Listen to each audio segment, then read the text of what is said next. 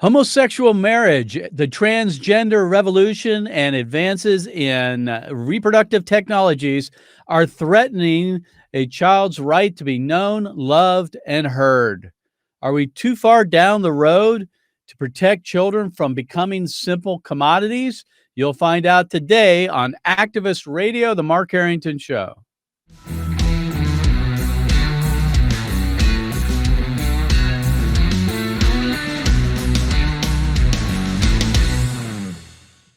Activist Radio, The Mark Harrington Show is brought to you by Created Equal, and you can donate to our work by going to createdequal.org and click on the donate link on the front side of that, on the right side of the home page there.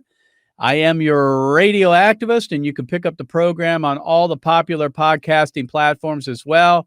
And please share the program, and if you like the program, you see it has merit, then leave a 5-star review. So today we're going to interview Katy Faust, and she is the author of the book Them Before Us.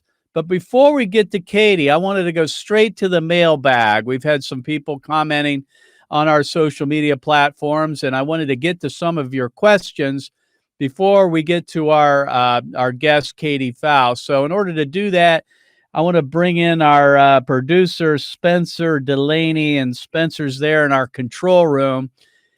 Spencer, if you would, I want to start out with a couple of questions. We can get to them before we get to Katy from our listeners. If you would, go ahead and ask those. Yeah, sure thing, Mark. So Haley asked, if science proves that life starts at fertilization, then why is it medically called a fetus up until birth, then is called a baby after that? So why would those two different words exist if it's the same thing? That's a good question. We hear it all the time. People say, well, it's not a baby, it's a fetus. Well, here's the issue. Fetus is Latin for little one, basically. And fetus is basically characterizing the stage of the unborn, or the stage of this human being. So we call them a fetus, and a fetus is 8 weeks and up through birth. That is considered a fetus, and it's a stage of pregnancy. Just like embryo is a state of pregnancy, and that is before the 7 weeks and before. And you know, we characterize people by their stage of life all the time. I am now, I guess you could consider me almost a senior citizen, I guess. But we have adolescent, we have toddler, we have adolescent, we have adult. This is basically the same thing as when we refer to the unborn as a fetus. It's just an age distinction. Unfortunately, people use it to dehumanize the unborn, and it's really simply just a way of characterizing their stage of development. So, you know, baby, fetus, we use them interchangeably often. I'll use baby quite often because I want to humanize the child, knowing that fetus is more of a clinical term. It depends on the audience that you're addressing, which one you want to use. Yeah, well, I just for the record, Mark, I think you look great. I appreciate that. Next question. Well, I would consider myself middle-aged, actually, not senior citizen. But I'm getting close there. I'm going to get my golden Buckeye card, and I won't lie. I'm not going to member with the AARP because I don't believe in what their mission is. But I'm getting close. Getting close to that age. A few people asked, why would you ask men who have controlled women's bodies for centuries what they think about abortion? You know, no uterus, no opinions, what they say. Yeah, we hear that one often, especially when they're talking to me. They'll say, you're a man, you shouldn't have an opinion on abortion. What do you know?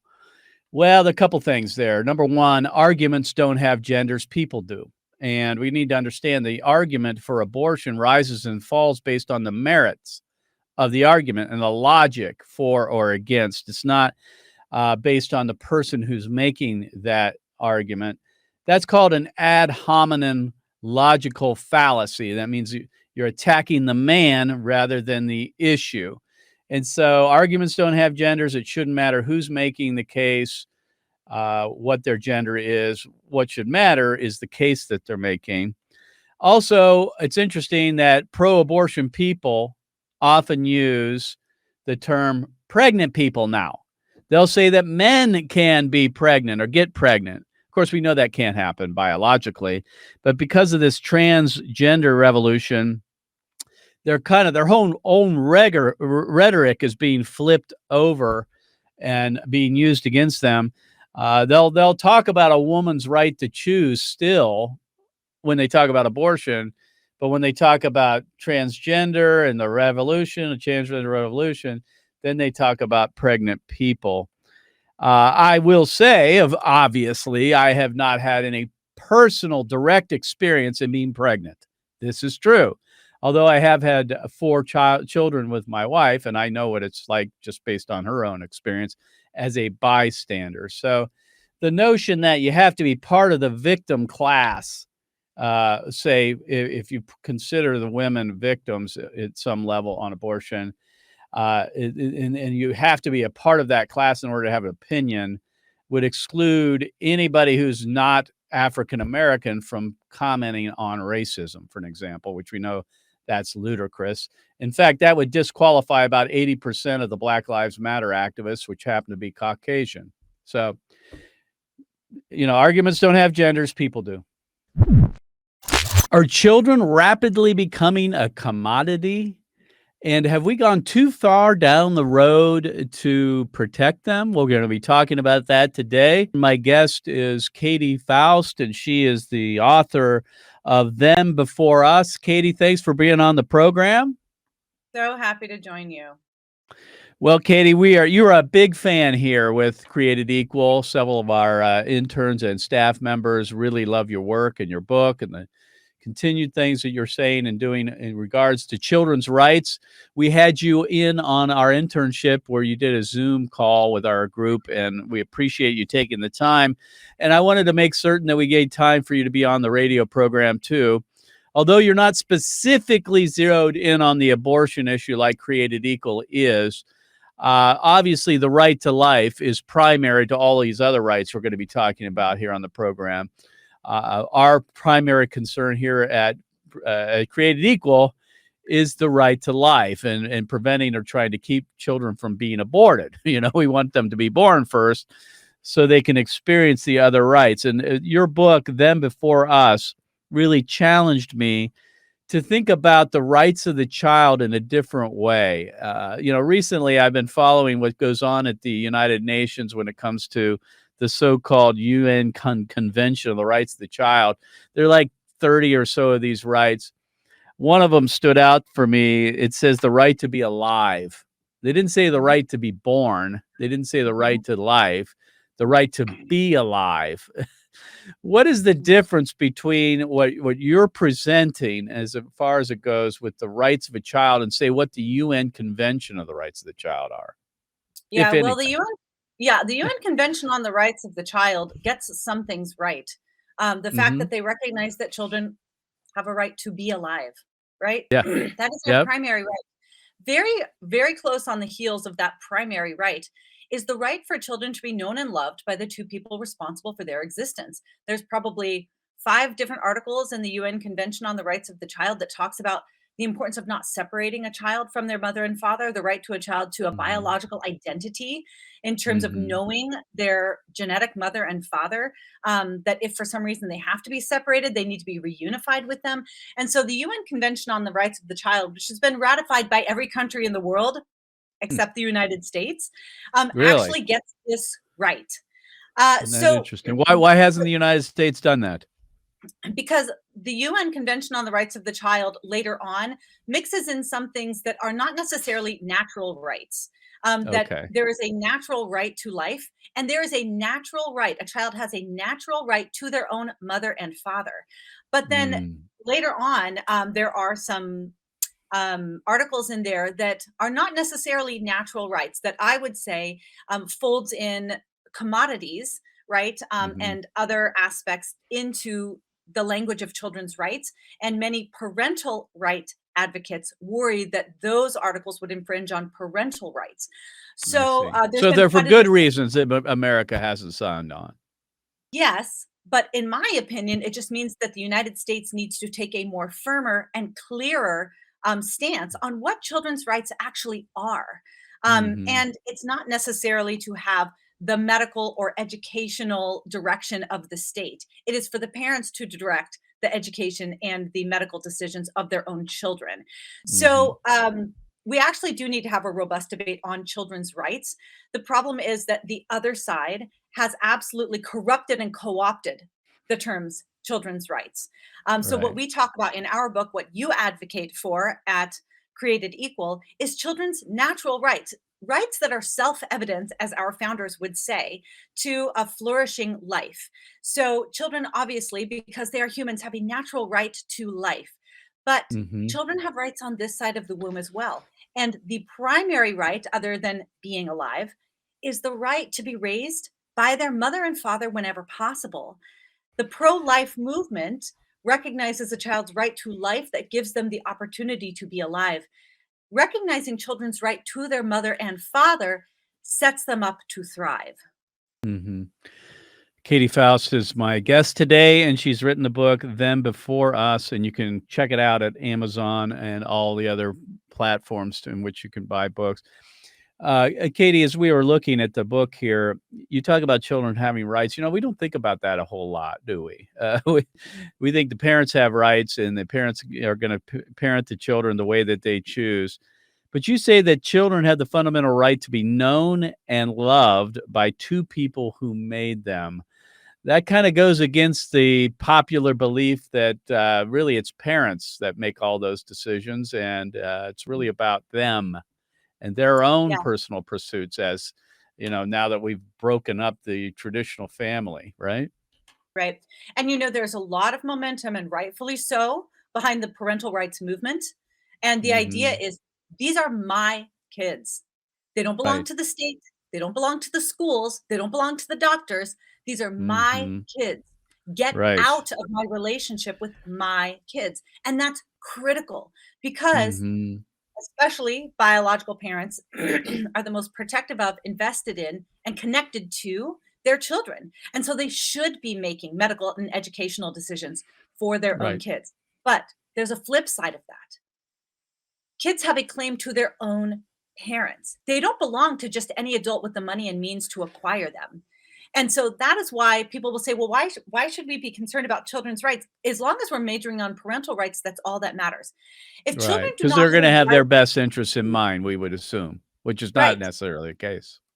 And here's the thing, like, we understand from a parental rights perspective that if you give birth to a baby and you leave the hospital, you don't want to leave a hospital with just any baby, right? You have a right to the baby that came Yeah. from you.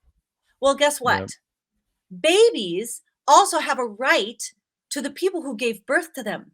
They actually have a claim and a need and will benefit from going home with the adults who created them, right?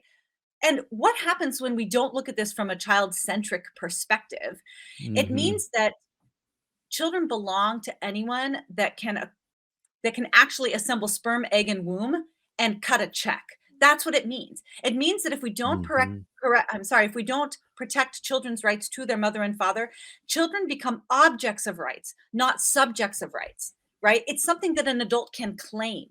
And that's not the way to think about it. Just like a child's right to life needs to be respected and protected, a child's right to their mother and father needs to be respected and protected.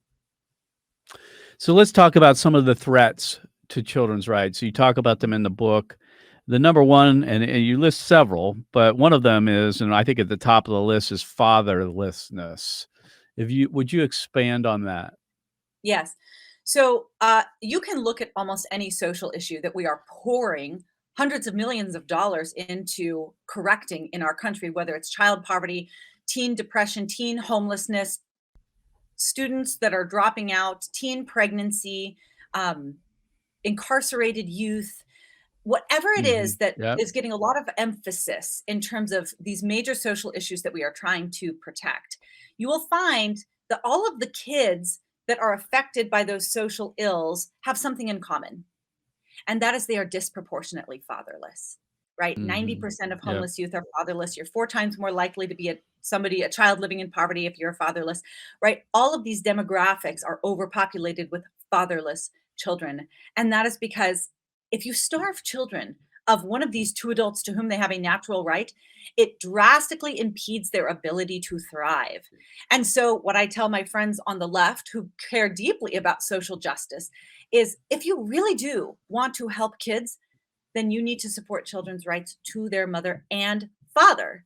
Because if you do, you will decimate nearly every social issue that you are seeking to correct. One of the other threats you talk about are reproductive technology. Today in our world, biology doesn't matter, right? We're talking about LGBTQ plus rights, supposedly, and children are more or less just a commodity that can be inserted into that equation. It's not about the mother and father per se. You don't have to have a male and female as parents. So this really goes against the grain that you write about here, that biology matters. Why does it? I mean, this seems like we're rolling back, decades now, and we're looking at all these rights that we're giving to different kinds of combinations of families. Why does it matter? Why does biology matter? And do you have data that backs that up? Yeah. We have an entire chapter on the importance of biology in the parent-child relationship, but I will boil it down to 3 points. Biology matters to children when it comes to a connection with their mother and father for 3 reasons. Number 1, like I mentioned, statistically, now there's exceptions to this, but statistically, a child's own mother and father are the safest adults in their life. The ones that are going to be the most connected to them throughout their life, the ones that invest the most in their child's life. And so that maximizes child thriving. A lot of times people will say to me, well, kids don't need biological parents. They just need to be safe and loved. And I'll say, well, congratulations, you're saying children need biological parents. Because anytime you have a household structure that excludes a child's biological parent, regardless of what other unrelated adults it includes, rates of abuse and neglect increase exponentially. And if it's just about the adults and with whom they share love and connection in their romantic relationship, and that any two will do, then children who are in a relationship with their mother and her cohabiting boyfriend should be doing just great. But I challenge your audience to Google the words mother's boyfriend. Just pause this video, pause the podcast right now and Google mother's boyfriend, and then come back. Are you back? Wow. What'd you see? You saw pages and pages of the most horrific stories of child abuse, neglect, and filicide, that is child infanticide, child homicide, at the hands of unrelated men living with children, because any two will not do. Any man that is seeking a child's mother will not have the same level of protectiveness and care that a child's own biological father will. So why is it that biology matters? Number 1, safety and thriving. Number 2, those two adults, a child's own mother and father, give children something that they crave, and that is biological identity.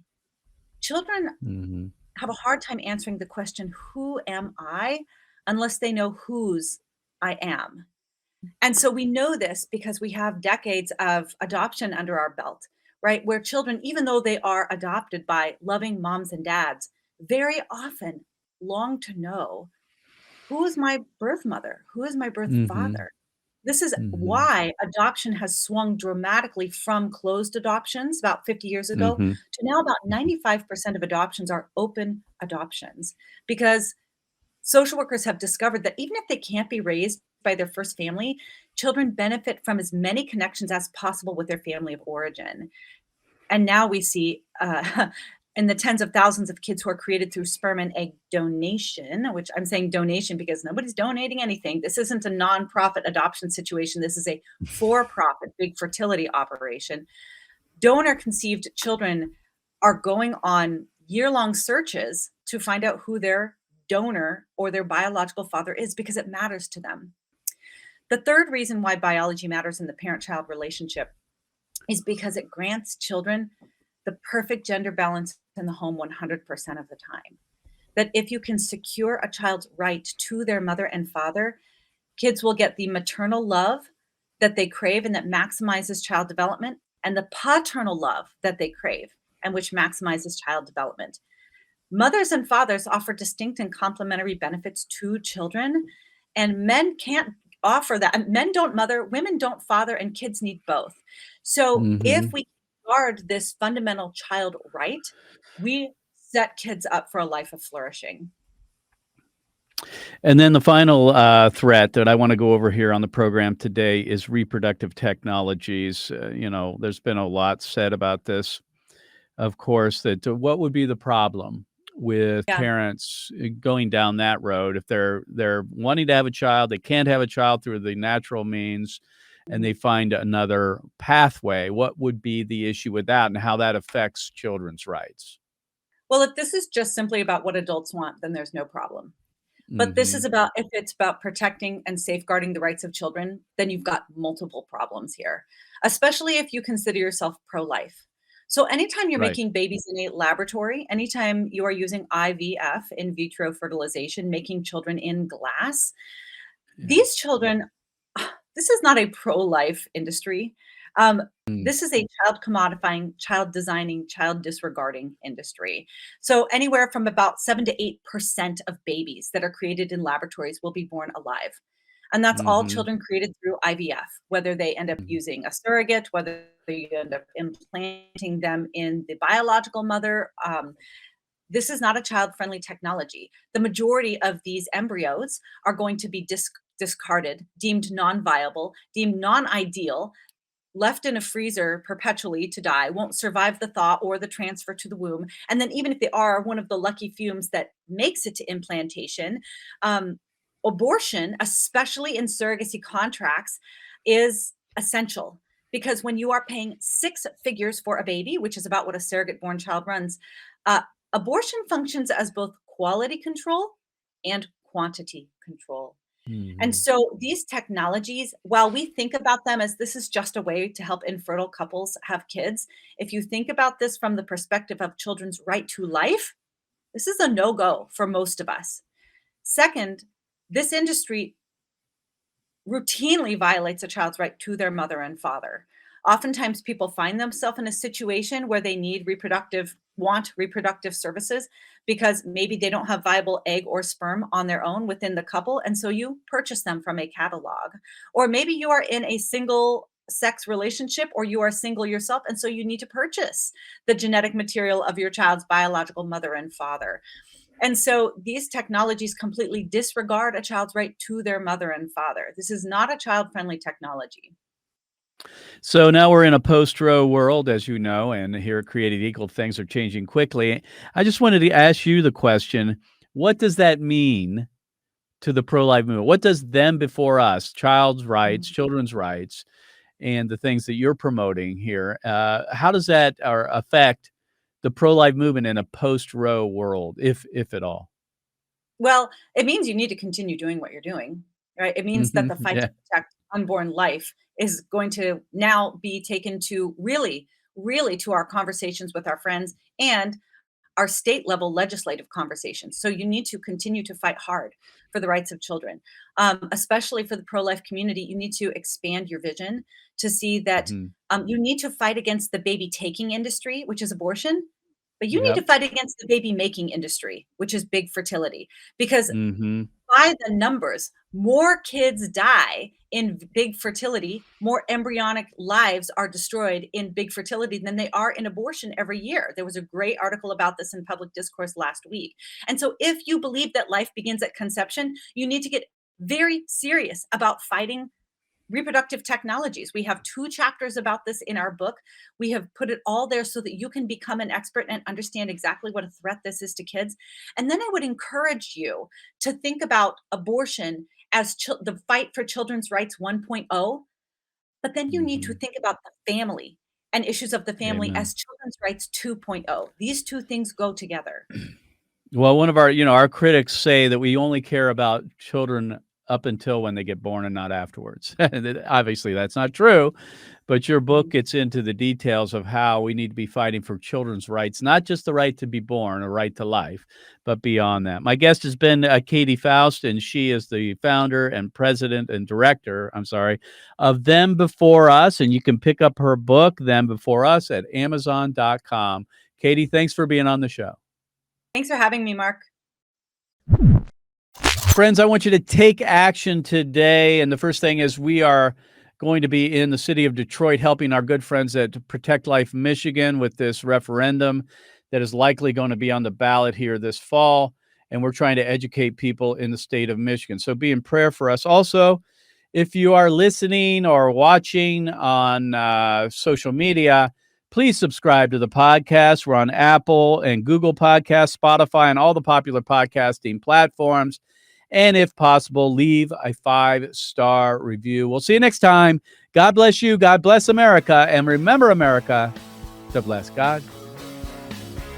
You've been listening to Mark Harrington, your radio activist. For more information on how to make a difference for the cause of life, liberty, and justice, go to createdequal.org. To follow Mark, go to markharringtonshow.com. Be sure to tune in next time for your marching orders in the culture war.